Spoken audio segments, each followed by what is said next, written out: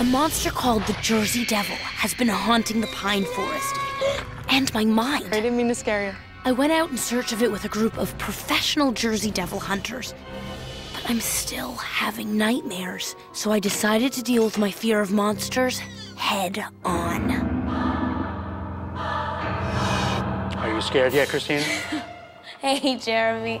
Jeremy makes monsters for a living. They're used in scary movies.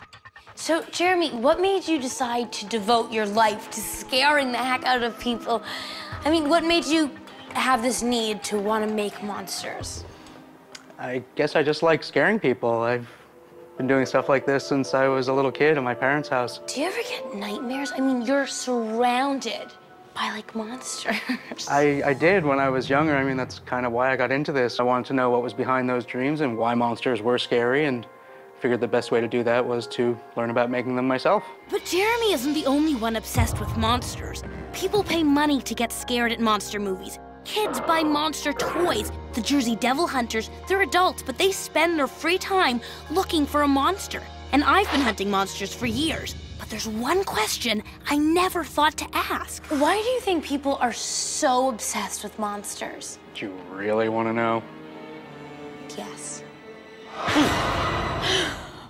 Professor Mittman.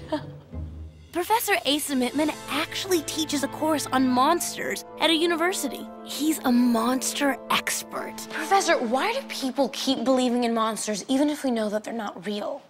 Monsters help us understand our fears. We're all afraid of something, right?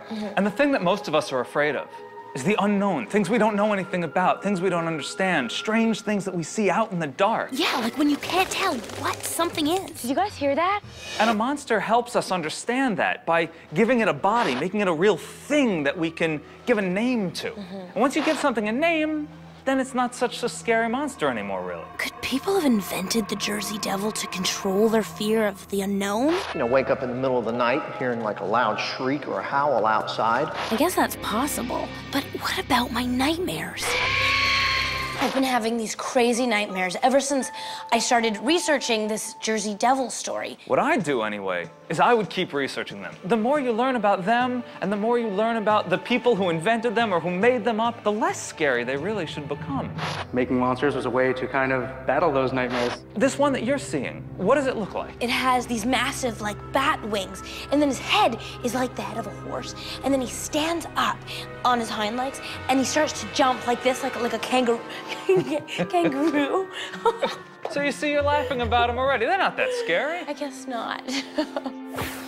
People believe in monsters all over the world, and here is the Jersey Devil. But is it real? I don't know. It's a really important part of the folklore of South Jersey. All I know is I'm gonna keep hunting for it. And I'm not gonna be afraid of monsters anymore.